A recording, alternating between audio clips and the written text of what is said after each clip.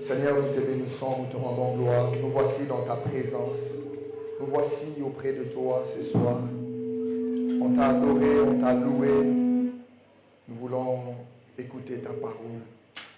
Seigneur, s'il te plaît, parle-nous, inspire-nous dans le nom puissant et glorieux de Jésus-Christ.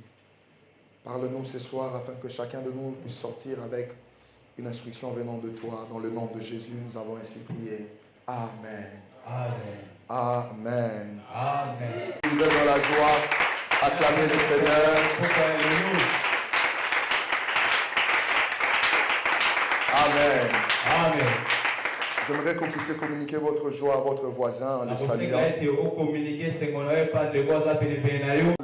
Nous prenons la parole de Dieu rapidement. Nous sommes dans le livre de Proverbes. Proverbes chapitre 4, verset 3. Proverbes chapitre 4, verset 3. Je vais lire, on ne va pas interpréter. Ou on peut lire ensemble. Est-ce que vous y êtes? Nous y sommes. Alors, lisons 1, 2, 3. J'étais un fils pour mon père, un fils tendre et unique auprès de ma mère. Amen. On peut reprendre pour la dernière fois. J'étais un fils pour mon père, un fils tendre et unique auprès de ma mère. Gloire à Dieu. Reprenons nos places, je vous en prie.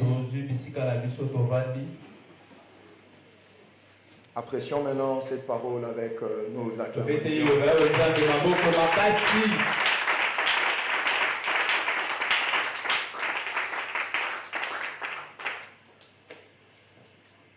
Voilà, encore une fois, bonsoir à nous tous. Comme je venais de le dire, notre joie est grande d'être dans la présence de Dieu. Dieu nous a donné la vie, il nous a permis d'être là, qu'il soit béni. Et surtout en l'ouverture de cette activité dénommée Regard. Par la grâce de Dieu, aujourd'hui nous allons commencer avec la parole. Et dans la suite, d'autres hommes de Dieu vont devoir compléter et nous enseigner.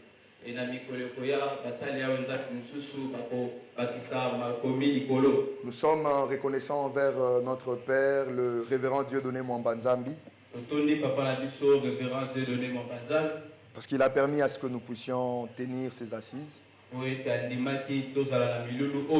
Je suis également reconnaissant à l'homme de Dieu, l'assistant Michaud, lui qui conduit ou qui dirige cette jeunesse, pour la confiance qu'il nous accorde également ce soir. Amen. Amen. Est-ce qu'on peut commencer ou on peut aller dans la parole? Que Dieu bénisse également le frère Merio pour ces temps très riches d'adoration et de louange. Amen. Est-ce que vous êtes là? Est-ce que vous êtes là? Gloire au Seigneur. Alors, notre grand thème est intitulé « J'étais un fils pour mon père ». Amen. Tel que nous venons de les lire dans Proverbes chapitre 4, le verset 3. Vous allez comprendre qu'ici, dans ces textes, c'est Salomon qui est en train de parler. Alors, Salomon est en train de parler tout en faisant allusion à ses parents biologiques. Il parle de son père, il parle de sa mère. Il parle de comment il était considéré auprès d'eux. Certainement, il était en train de parler des choses qui ont lié dans le passé. C'est-à-dire qu'il n'était plus un enfant. C'était déjà un responsable. Mais il était en train de ramener ses pensées en arrière. Pour nous parler de comment est-ce qu'il était avec ses parents à lui. Alors, dans ces livres de Proverbes, à partir du premier chapitre jusqu'au chapitre 9, on est en train de parler au fait des enfants. Parce que l'objectif que poursuit ces livres, à partir du premier chapitre jusqu'au 9e, c'est pour instruire les enfants ou mettre en garde le mauvais enfant et lancer un appel à la sagesse. Amen. En d'autres termes, on lance un appel à la sagesse pour la jeunesse. On appelle la jeunesse à la sagesse. Alors, c'est l'essence au fait du contexte même de ces passages que nous sommes en train de lire, ou là où nous avons tiré notre message. Parce qu'en parlant de Salomon, dans Proverbes, nous avions voulu aborder juste un petit sous-thème qu'on a intitulé Salomon, modèle de fils pour cette génération. Salomon, modèle de fils pour cette génération. Est-ce que tu peux le dire à ton voisin? Salomon, modèle de fils pour cette génération. Salomon, modèle de fils pour cette génération. Alors, en disant Salomon, modèle de fils pour cette génération, parole de vie. Version parole de vie. Toujours dans notre passage de Proverbes chapitre 4, verset 3. Ma mère m'aimait avec tendresse comme un fils unique. Amen. Amen. En fait, dans la version parole de vie, nous avons plus ou moins une idée du fils dont Salomon est en train de parler. La version parole de vie de Salomon. Lorsque Salomon disait qu'il était un fils pour son père, il est simplement en train de vouloir nous dire qu'il était un bon fils pour son père. Amen. Amen. Par l'obéissance. C'est ça l'essence de fils qui est mentionné ici dans Proverbes chapitre 4 verset 3. Amen. Amen. Mais Salomon ne dit pas seulement qu'il était un fils pour son père, mais il dit également qu'il était un fils tendre et unique auprès de sa mère. Un fils tendre et unique. Amen. Amen. Lorsque vous lisez cette partie, vous aurez l'impression comme si Salomon était le fils unique. Mais à vrai dire, Salomon n'était pas un fils unique auprès de sa mère. Parce que pour ceux qui connaissent l'histoire, vous le savez qu'avant d'avoir David, sa mère, avant d'avoir David comme mari, Il était avec un autre homme. Elle était avec un autre homme. Amen. Donc, lorsqu'on dit ici qu'il était un fils unique pour sa mère, ça ne veut pas dire qu'il était réellement le fils unique. Mais en réalité, cela montrait comment sa mère l'aimait. Sa mère l'aimait comme s'il était un fils unique. Mais à vrai dire, il n'était pas un fils unique. Amen. Amen. Il était chéri auprès de sa mère comme un fils unique. Là, nous avons essayé de comprendre le sens du mot fils dans ces textes. Et également, nous avons compris le sens du fils unique ici dans ces textes. Alors, si nous devons dire que Salomon est un modèle de fils pour cette génération, un modèle de fils, un bon modèle à suivre. Ça ne veut pas dire que Salomon, dans toute sa vie, il était complètement saint ou parfait. Amen. Amen. Salomon a eu beaucoup de défauts, beaucoup de bavures. Mais néanmoins, cela ne nous empêche pas de voir le bon côté des choses. Amen. En voyant ce que Salomon peut nous enseigner en tant que fils. Vous allez me dire, mais certainement, vous n'êtes pas en train de parler qu'à des fils ici. Il y a des filles également. Mais il y a également des responsables, des hommes et des femmes. Vous allez comprendre que dans l'exemple que nous tirons, nous ne restons pas que dans l'enfance. Mais nous sommes en train de parler en général d'un fils qui est né et qui a grandi. Parce que moi je crois que vous êtes une grande personne. Amen. Ah, je pensais que vous croyiez que vous étiez une grande personne. Comme je l'ai dit, Salomon a eu beaucoup de faiblesses. Alors, le premier exemple déjà que Salomon nous donne en tant que fils, Salomon était un fils obéissant.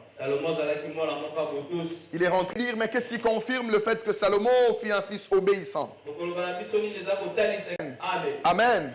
Mais au-delà de ça, la manière dont il était chéri par sa mère, la manière dont il était aimé par sa maman, c'était à cause au fait de ce qu'il était.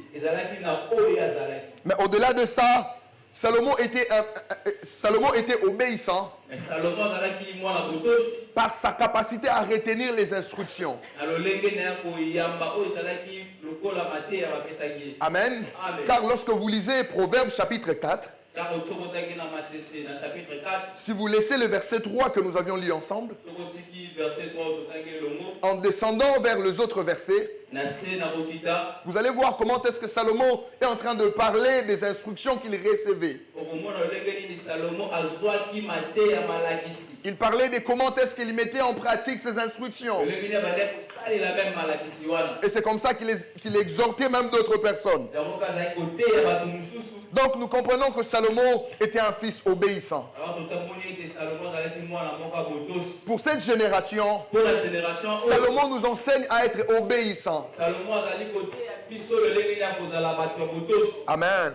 Est-ce qu'on peut le dire ensemble, obéissance? Alors, cela me permet de pouvoir énumérer quelques vérités autour de l'obéissance de Salomon ou autour de l'obéissance pour nous. Premièrement, l'obéissance a toujours été obligatoire pour les enfants envers leurs parents. Amen. Car lorsque vous lisez Éphésiens chapitre 6, verset 1, la Bible déclare: enfants, obéissez à vos parents selon le Seigneur, car cela est juste. Amen. C'est ce qu'il faut. L'obéissance est obligatoire pour les enfants envers le parent. Mais deuxièmement, cette génération est caractérisée par une désobéissance à un très haut niveau. Cette génération est caractérisée par les refus des instructions. Mais j'aimerais nous dire qu'il est temps pour nous de restaurer l'obéissance. Est-ce que je peux entendre ton amen? Il est temps pour nous de restaurer l'obéissance. Ça, c'est très important. Je suis en train de m'adresser aux fils et aux filles. Nous avons intérêt à être obéissants envers nos parents. Ça, c'était le premier exemple que Salomon nous donne. Deuxième exemple que Salomon est en train de nous donner dans cette génération. Amen. Amen. C'est que Salomon avait compris et avait mieux exécuté la vision de son père. Salomon avait mieux compris et avait exécuté la vision de son père. Vous allez me dire, mais est-ce que cela est mentionné dans Proverbe? Non. La parole de Dieu, c'est complète. Lorsque vous allez dans d'autres textes de la Bible, vous allez voir clairement que Salomon avait eu le temps de comprendre la vision de son père et Salomon l'avait exécuté. Amen.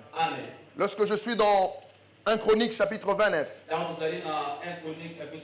le verset 19, la Bible déclare, c'est David qui est en train de parler. Il dit, donne à mon fils Salomon un cœur dévoué à l'observation de tes commandements,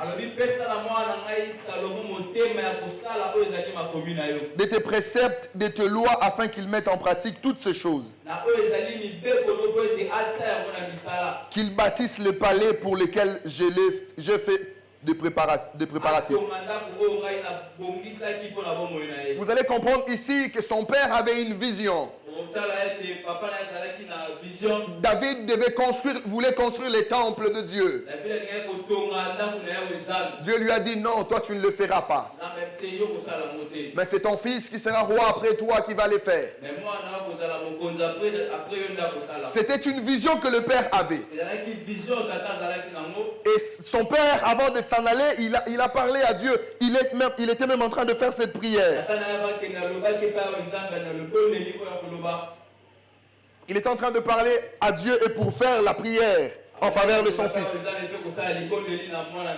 Mais lorsque vous regardez plus loin dans les Saintes Écritures, la prière qui a été faite en amont, dans la suite, a eu exaucement. C'est-à-dire quoi? La vision que le père avait en amont, dans la suite, même après le père, le fils l'a accompli. Qu'est-ce que je suis en train de nous dire? Je suis en train de nous dire ceci. Que Salomon avait compris la vision de son père et il avait exécuté cela. Lorsque vous lisez dans 1 Roi chapitre 6, versets 37 à 38, vous allez voir clairement comment est-ce que le roi Salomon avait construit et bâti les temples de Dieu. On parle de la période où les fondements ont été posés et la période où on a achevé la construction. Je suis en train de me poser une question. Où sont partis aujourd'hui les fils qui comprennent la vision ou les visions de leur père? Vous allez me dire, mais est-ce qu'on est toujours censé comprendre la vision de nos pères? Bien-aimés, vous savez quoi? Jésus dans la Bible, avant d'exercer pleinement son ministère, exécuté ou il a fait le travail que faisait son père.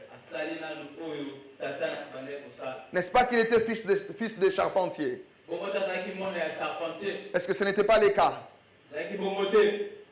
Il était fils de charpentier, c'est ça? Avant de faire ce que lui devait faire pour lui-même, il a commencé par comprendre la vision de son père. Il a commencé à travailler avec lui. Bien-aimé, je ne suis pas forcément en train de parler de fils sur le plan spirituel. Mais je suis beaucoup plus dans la dimension biologique. C'est-à-dire fils par rapport à un père de façon biologique. Qu'est-ce qui se passe? Il arrive parfois qu'après nos pères, après ceux qui nous ont précédés, lorsque nous venons, nous faisons table rase de tout. Non. On ne peut pas faire table rase de tout. On est censé comprendre ce qu'il y a eu en amont. Comprendre la vision qu'il y avait en amont. Et on peut orienter les choses de la même manière. Est-ce que quelqu'un est avec moi? J'insiste. Vous pouvez être dans une famille. Ne pensez pas que tout ce qui était fait avant vous était toujours mauvais. Vous êtes censé de comprendre également la vision qu'il y avait en amont. Parfois, il y a des choses qu'on doit améliorer. Je suis conscient de ça. Mais tout n'est pas à détruire.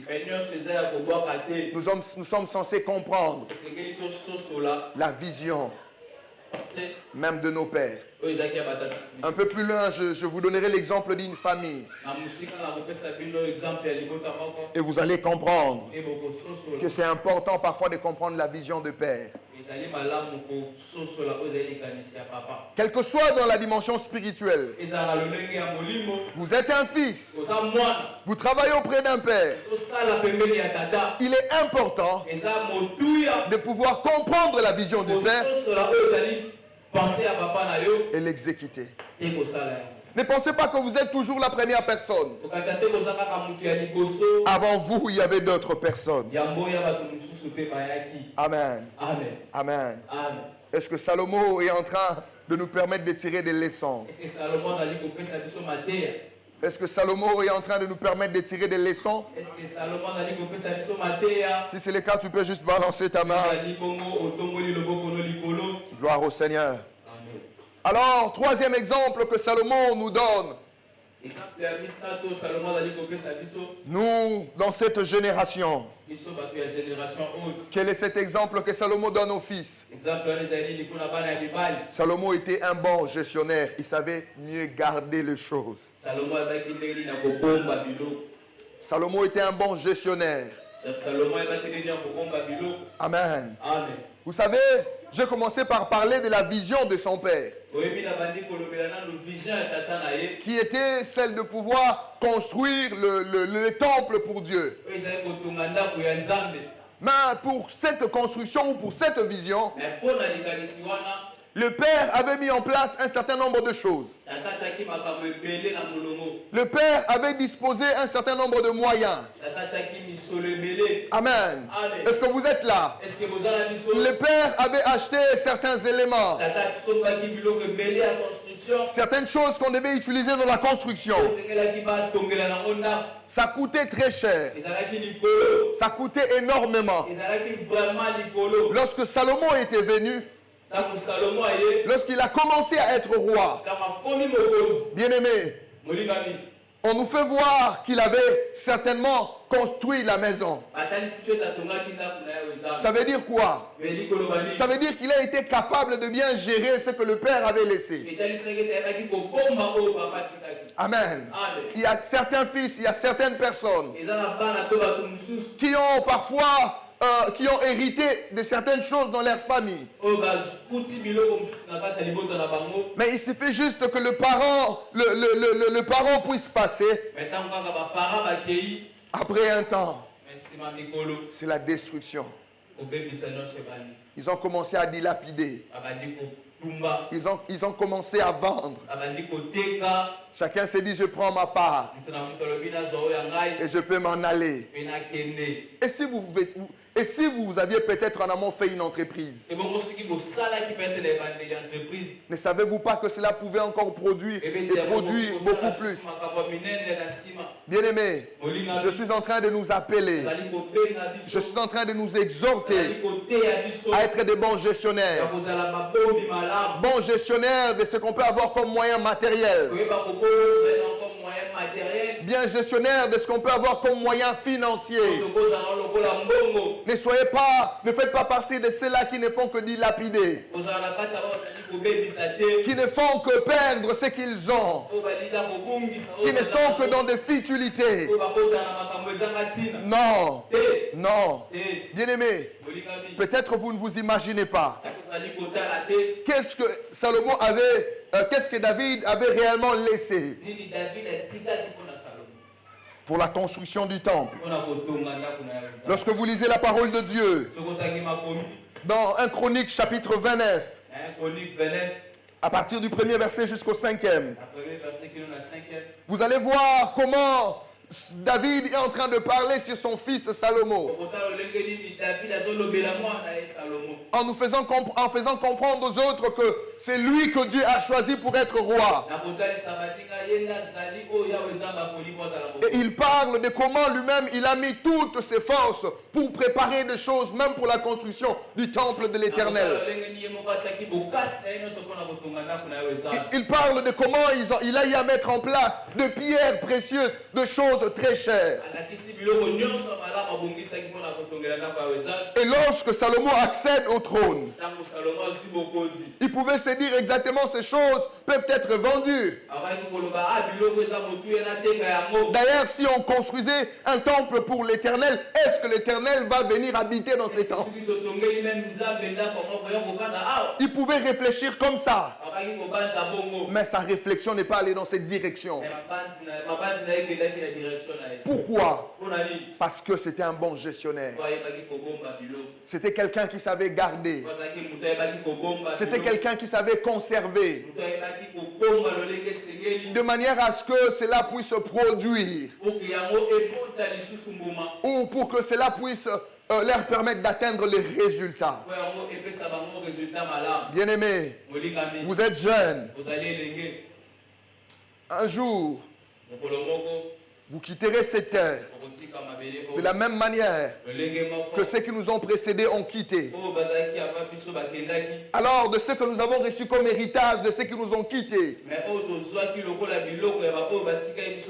ou ceux qui sont en train de nous quitter, comment est-ce que nous allons gérer ces choses? Je ne sais pas si quelqu'un est en train de me saisir ce soir. Est-ce que quelqu'un me saisit ce soir? Comment est-ce que nous allons gérer l'héritage que nous avons? Pour toi, peut-être tu penses que c'est seulement des immeubles qu'on doit te laisser. Pour toi, ça doit être des parcelles. Bien-aimé, même les peu de ce que vous aviez là. Comment est-ce que tu vas les gérer? Je suis en train de prier le Seigneur qu'il nous donne l'intelligence, la sagesse afin d'être de bons gestionnaires. Bien-aimés, si vous savez gérer, vous allez faire de grandes choses. Salomon a pu gérer et il a accompli les résultats. Il a accompli des résultats. Vous n'êtes pas appelé à détourner de choses qui devront être orientées pour des objectifs clairs.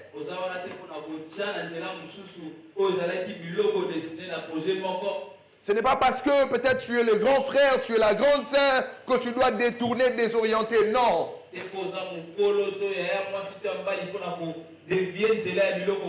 Mais vous êtes appelés à mieux gérer. Vous êtes appelés à être un bon gestionnaire. Et tel que Salomon l'a manifesté en tant que fils, nous aussi également, se retrouvant dans le même contexte, nous pouvons être de bons gestionnaires. Bien aimé, comprenez-moi bien, je ne suis pas en train de parler aux enfants forcément, non. Vous pouvez être un fils, avoir 40 ans.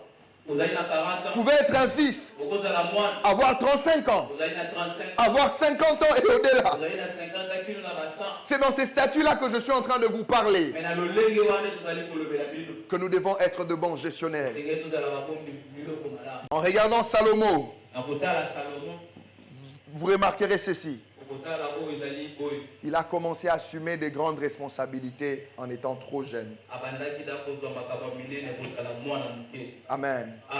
Je vous sens trop mou. Qu'est-ce qui se passe? Est-ce qu'on peut acclamer le Seigneur? Salomon a commencé à assumer de grandes responsabilités en étant très jeune. Salomon était devenu roi en Israël. Essayez un peu d'imaginer, il pouvait avoir quel âge? Qui peut imaginer? Il pouvait avoir quel âge? Essayez d'estimer. Il pouvait avoir quel âge?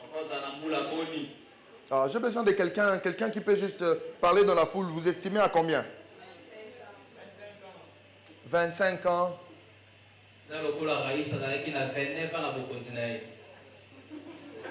Vous êtes, tout le monde est presque pour 25. Ok. Mais j'aimerais vous dire ceci.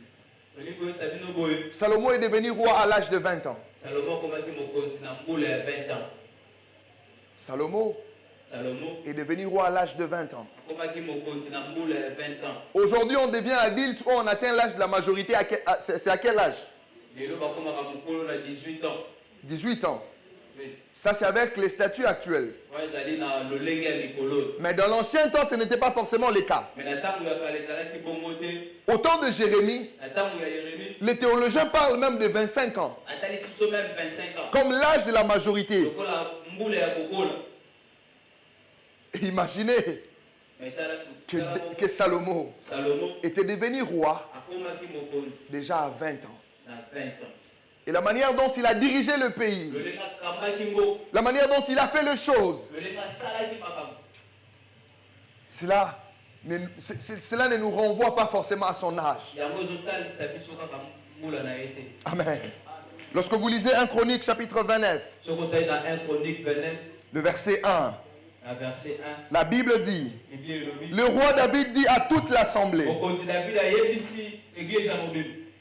mon fils Salomon, le seul que Dieu ait choisi est jeune et d'un âge faible. Amen. Et l'âge faible dont il était question ici, selon les théologiens, ça nous renvoie à 20 ans.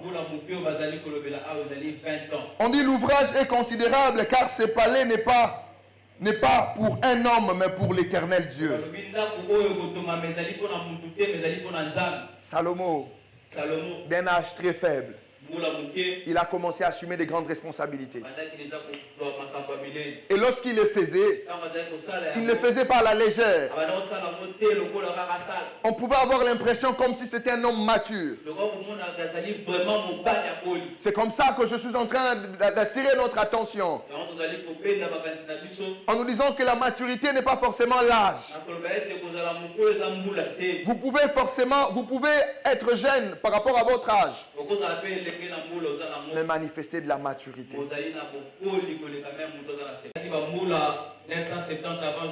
Alors, regardons la manière dont Salomon a fait les choses. Cela nous pousse à énumérer quelques vérités. Premièrement, j'aimerais nous dire ceci. C'est possible d'être jeune, avoir le sérieux et assumer les grandes responsabilités dans la société. Je pensais qu'il y avait un jeune qui m'entendait. Je reprends. en disant ceci. C'est possible d'être encore jeune, mais d'être sérieux et d'accomplir de grandes responsabilités dans la société. Ça peut être dans l'église. Ça peut être dans le monde professionnel.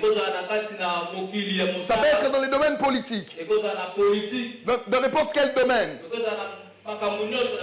C'est possible qu'en étant jeune, que vous soyez sérieux et que vous accomplissez des grandes responsabilités. Amen. Bien-aimé, c'est possible. C'est comme ça que j'aimerais énoncer une deuxième vérité en disant ceci. Le jeune ne doit pas perdre les temps dans les futilités. Amen. Est-ce que tu peux le dire à ton voisin? Ne perds pas ton temps dans les futilités.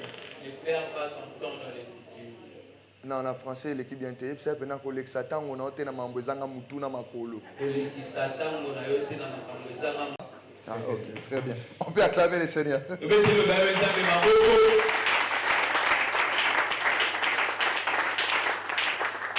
De 18 à 65 ans. C'est une période de la vie et aussi la force. Alors si vous allez perdre la force dans la suite en ayant beaucoup de force, de pouvoir vous concentrer sur des choses utiles. Qu'avant 30 ans que tu puisses avoir des parcelles. Avant d'avoir 40 ans, que vous puissiez avoir des parcelles, que vous puissiez aussi construire, que vous puissiez avoir des affaires qui sont stables. Vous savez, il y a des gens aujourd'hui qui ne se tourmentent plus pour avoir un $500, un $1000. Le mois, il peut avoir 5000, il peut avoir 6000. Mais vous savez, il se réveille à quelle heure? Il se réveille à 10 heures. Et quand il se réveille à 10 heures, il va brosser. Il fait un peu des petites choses. 13 heures, il part jouer. 16 heures, il va prendre un peu de jus. Avec les amis, il discute. Et à 18 heures, il se concentre pour faire certaines choses pendant 1 heure du temps, 2 heures du temps, 20 heures c'est fini. Il rentre à la maison, il peut même jouer, il peut regarder la télé. Mais à la fin du mois, il touche au-delà de 5000, 10 000 $. Maintenant, il y a d'autres personnes qui se réveillent à 5 heures. Il part travailler. Il fait tout ce qu'il peut avoir comme tâche à faire. 19 heures, il est rentré. Il n'a pas assez de temps même pour lui-même. Il n'a pas assez de temps pour être même parfois avec des amis. Et à la fin du mois, il a moins de 300 000 francs. Vous savez parfois qu'est-ce qui fait la différence? Ce n'est pas toujours l'injustice. Suivez-moi très bien. Ce n'est pas toujours l'injustice. Certaines personnes ont profité des moments forts. Ils ont profité des opportunités en utilisant leurs forces et pour bâtir des choses solides et stables. Et dans la suite, ils ne fournissent plus beaucoup d'efforts. Mais il y a des entrées. Qu'est-ce que je vais te dire? Je vais te dire qu'aujourd'hui, profite de la force que tu as. Bâtis des choses qui sont stables. S'il faut investir, investis. Dans la suite des temps, tu vas te reposer et ça va produire. Je pensais que je parlais à quelqu'un. Concentre tes efforts aujourd'hui. Mais dans la suite des temps, ça va commencer à produire. Je prie Dieu que dans la suite de temps, que tu fasses partie de ceux-là qui vont fournir moins d'efforts, mais qui vont gagner assez parce qu'en amont, ils ont travaillé, ils ont investi de la force et le temps.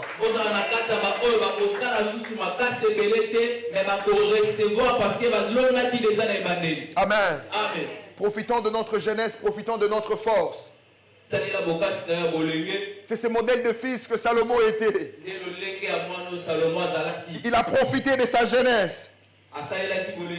Il a assumé de grandes responsabilités. Vous pensez que Salomon n'avait pas des aînés devant lui?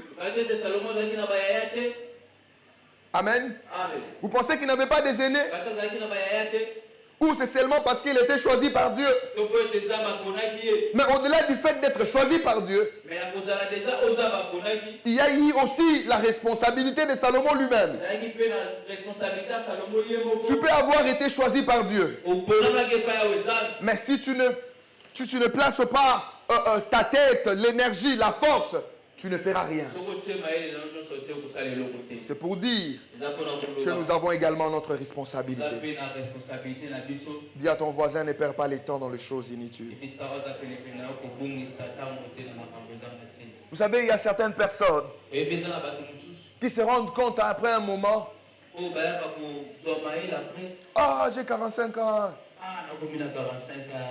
Ils regardent maintenant les petits. Ces petits de 30 ans. 32, 33, 35. Sont stables et se retrouvent. Oh, yo, je m'en tape. 10.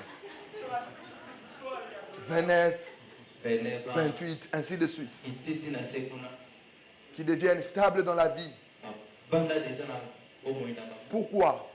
Non pas parce qu'ils ont vécu beaucoup de temps sur terre, mais parce qu'ils ont pris les choses au sérieux. C'est comme ça que Salomon, pendant sa vie, il a accompli beaucoup de choses. Il ne se limite pas seulement là pour nous donner des leçons. Ou il ne se limite pas seulement à ces 4 leçons ou à ces 4 exemples qu'on vient de citer. Mais il y a encore un autre exemple que Salomon nous donne. Salomon a utilisé pleinement son potentiel. Salomon, fils de David, a utilisé pleinement son potentiel. Suivez-moi très bien ici. Lorsque vous lisez 1 Roi chapitre 4, le verset 32 à 33. J'aime ça dans Parole de vie. Écoutez ce qu'il dit. La Bible dit, on parle de Salomon, hein? Il compose 3000 proverbes et plus de 1000 chants de sagesse. Il a composé combien de proverbes? Donc, on commence à compter 1, 2, ainsi de suite. Hein? Et plus de 1000 chants de sagesse. Il est capable de parler des arbres. Depuis le cèdre du Liban jusqu'à la petite isophe qui pousse sur le mur. Il peut parler aussi des animaux, des oiseaux, des serpents et de poissons. Bien-aimés, pourquoi je lis ce passage? Je suis en train de vous dire que Salomon a utilisé pleinement son potentiel. N'oubliez pas que Salomon était roi. Lorsque vous êtes roi, vous avez beaucoup de responsabilités. Mais malgré le fait d'être roi, Salomon a composé des cantiques. Salomon a écrit des proverbes. Salomon pouvait parler sur des animaux. Il pouvait parler sur des arbres à cause de ce qu'il avait comme sagesse et intelligence. C'est-à-dire quoi? Tu peux être roi, mais tu es aussi chanteur. Tu peux être roi, mais tu es aussi un parolier. Tu peux être roi, mais tu es aussi poète. Tu peux être roi, mais tu es aussi un écrivain.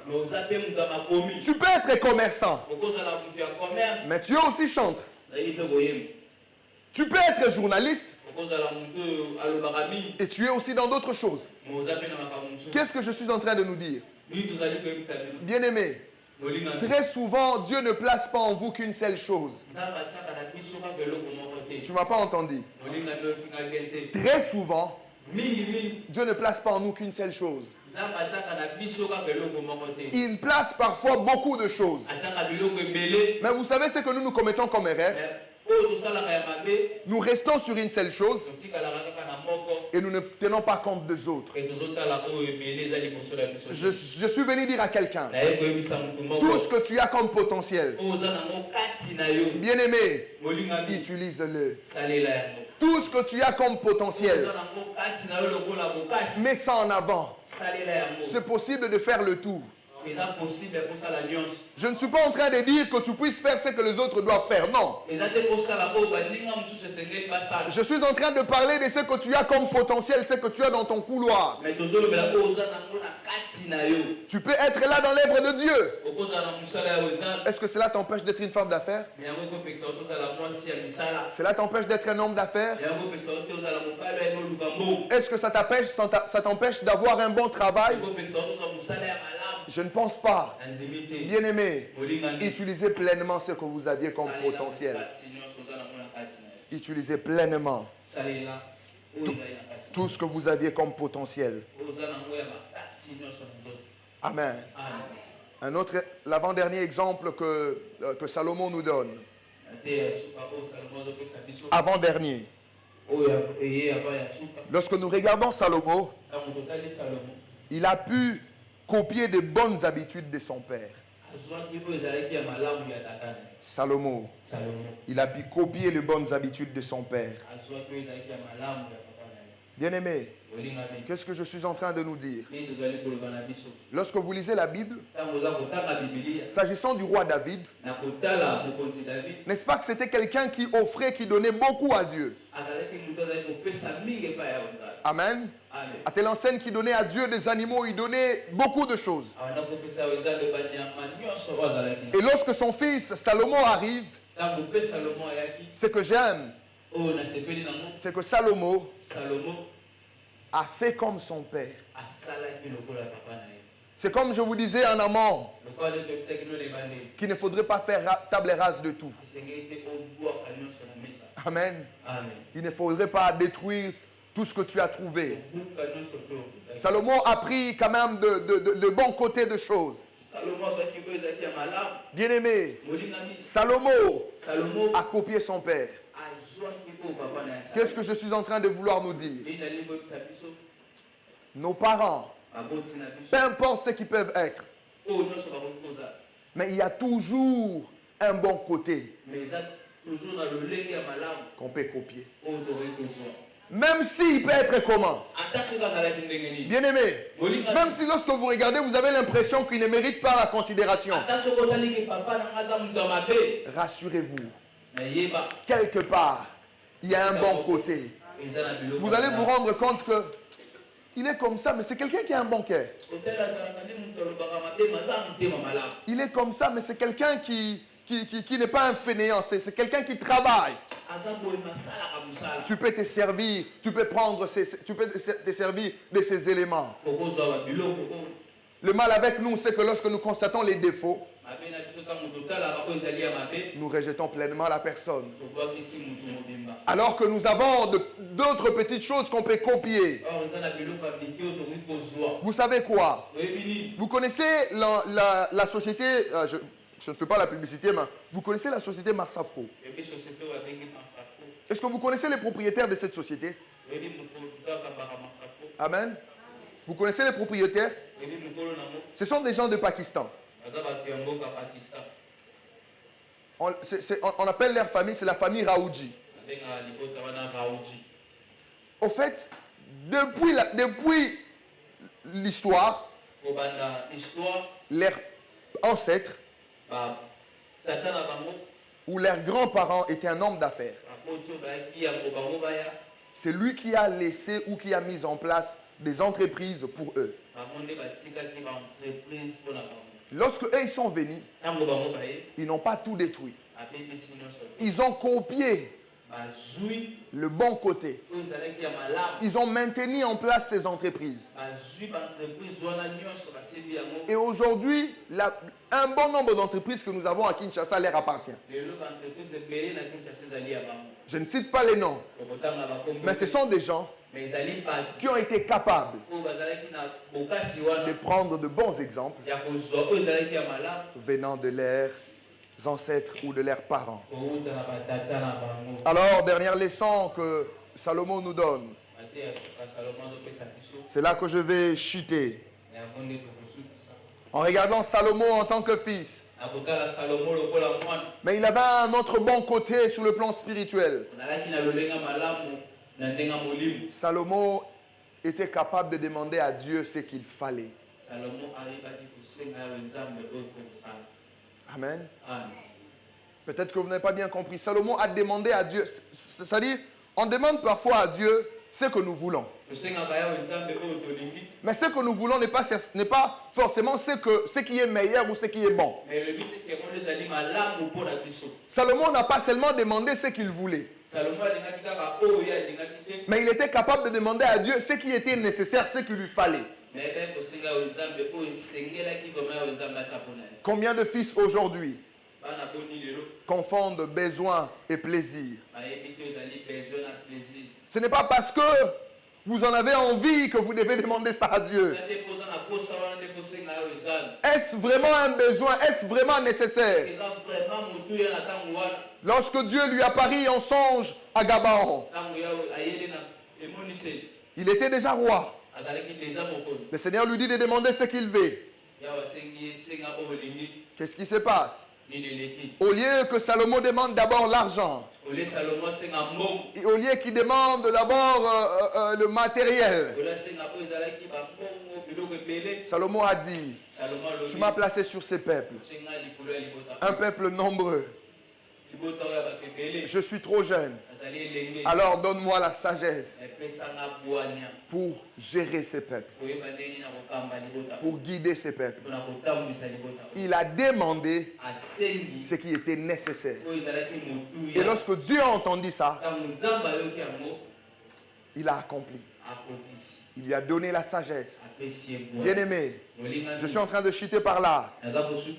Aujourd'hui, nous demandons beaucoup, mais très souvent il y a moins d'exaucement. Pensez-vous que c'est parce que Dieu n'est pas capable de nous donner ce qu'on demande? Non. La Bible dit, vous demandez et vous ne recevez pas parce que vous demandez mal. Si on peut copier Salomon pour demander ce qu'il faut, en ne confondant plus besoin et désir, nous allons vivre l'exaucement. Il y a beaucoup de choses que nous pouvons tirer sur Salomon. Mais je prie le Dieu de cieux ce soir, en terminant mon message, je prie le Dieu de cieux qui te donne la sagesse. Je prie le Dieu de cieux qui te donne une sagesse très grande. Je prie le Dieu de cieux qu'il fasse de toi un homme sage, un homme très intelligent, car celui qui est sage est capable d'accomplir les instructions. Celui qui est sage est capable d'accomplir des grandes choses. Celui qui est sage peut tirer des leçons et le mettre en pratique. Si tu crois à la sagesse divine, tu peux acclamer le Seigneur. Tu peux acclamer le roi des rois. Nous allons élever nos deux mains. Nous allons simplement demander sagesse. Juste avec un cantique pendant quelques temps, 5 minutes simplement. Et ça va nous conduire à prier pour désirer la sagesse.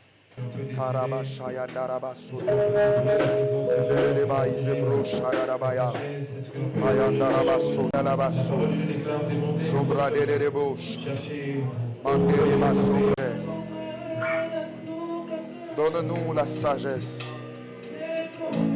Donne-nous la sagesse.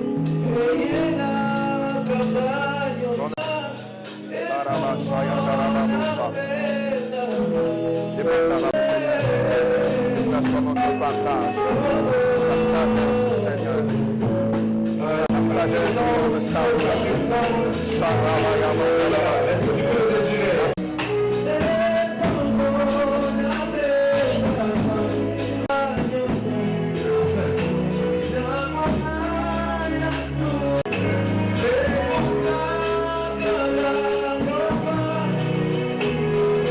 Ce soir, on désire la sagesse d'en haut.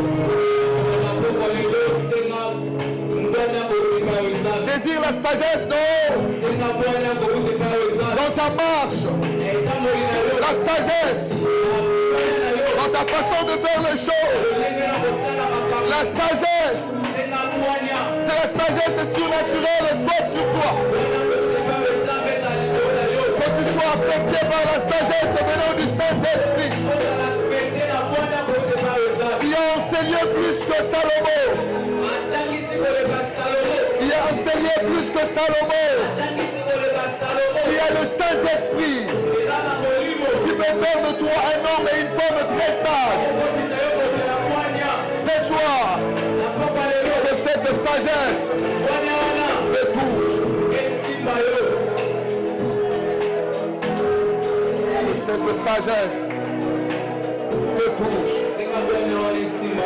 Que cette sagesse te touche. Que cette sagesse. Au nom de Jésus, nous avons ainsi prié. Par la foi, le Saint acclame le roi des rois.